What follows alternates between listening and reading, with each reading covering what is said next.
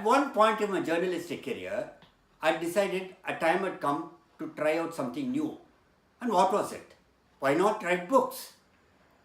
I got in touch with a friend staying in a nearby area called Haji Ali, who put me on to the head of Navneet, Anil Gala. And I proposed, why not a book, a bio book of APJ Abdul Kalam, who was at that time in the news. He welcomed the idea. I did the book, and I discovered while writing that book, it was a very, very challenging experience.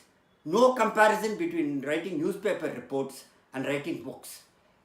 The book is a basic story of Kalam's life, the hardships he faced, the successes he had, and the cover design was done by my illustrious father, the famed cartoonist R.K. Lakshman, showing Kalam surrounded by children with a rocket in behind. The book proved immensely popular and hit the bestseller list in Navneet. And it's much in demand even now, and I feel quite happy about it. The book was launched by none other than the ex-chairman of ISRO, Kasturi Rangan, who at that time was heading the space agency at the World Book Fair in New Delhi. Next day, we went and handed over the book to Kalam, who said he liked the book because we had given him earlier a preview copy. I wanted another book. At that time, India was planning a mission to the moon. I went back to Mr. Gala and told him, why not a book on India's mission to the moon for children? He said it's a damn good idea, and I went ahead. The book I wrote, this time I had to relocate to New Delhi for some time to write the book because the editor had moved over there. I wrote, rewrote, and finally the book came out called Moonshot India. And the launch of this book was done by ISRO officials who sort of celebrated the event because it also happened to be the first anniversary of the launch of Chandrayaan-1, which was my birthday, October 22nd, 1949. I was born, but this happened on 2009, the event. The man who actually launched the book was a project director for Chandrayaan-1, Mayilswamy Annadurai. I want to mention an incident here. He came home some time back and looked at an image, a caricature done by my dad of me cycling on the surface of the moon. Dr. Annadurai looked at it and said, I think you are the first man on the moon, not Neil Armstrong, in a jocular manner. I still remember that remark he made. The book did well, pretty good. Then, after moon, India was heading towards Mars.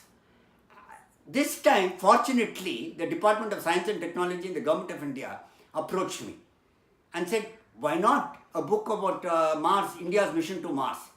I said, fine, it's great. I did it. This time, back to New Delhi, this time working in Noida. The book was called Mars Beckons India, and I want to narrate a small incident how this book was launched. It's very exciting. I was invited to the 100th anniversary of the Indian Science Congress in Kolkata, and the book was supposed to have been launched by Abdul Kalam. Mr. Kalam came on the stage, and I was specifically told, sit in the front row, and at a particular time you'll be called on the stage when the book will be unveiled. I said, fine. So I sat on the front row, and after the speeches were over by Mr. Kalam, etc., who kept telling the children, by the way, it was a children's science event, who said, follow your dreams, follow your dreams. All these people, when addressing children, they keep saying, following your dreams, follow your dreams, that. One teacher who watched me came and said, can you please vacate the seat? I said, ma'am, I was told to sit here by the organizers. She said, no, this is only meant for children. I said, ma'am, I'm supposed to be on the stage after some time, so please allow me to sit. She was very firm and said, please, I'll call the security or something. So I went and stood in a corner along with the crowd. The book was launched and everyone looked around for me. I was nowhere around. They got bewildered because 5 minutes earlier I was there. Where had I disappeared? When the book was unveiled, a terribly confused dignitaries on the stage looked confused and showed the book to everyone without the writer. I also clapped with everyone, stood up, thunderously applauded and walked out. The first book on Mars, Mars Beckons India, deals with the pre-flight aspect of India's journey to the Red Planet. I wrote another book on Mars mission called Indian Martian Odyssey. Guess how this was launched? A very ceremonial function. One Saturday afternoon, the doorbell rang, it opened, there was a courier packet. The courier fellow handed it over to me. That marked the end. That was the launch function for this book. The second book the Indian Martian Odyssey talks about the post-flight aspect. Now came the fifth book, my most passionate book, the book which really has taught a lot of imagination to a lot of people. Now, the Gulab Jamun to the Stars.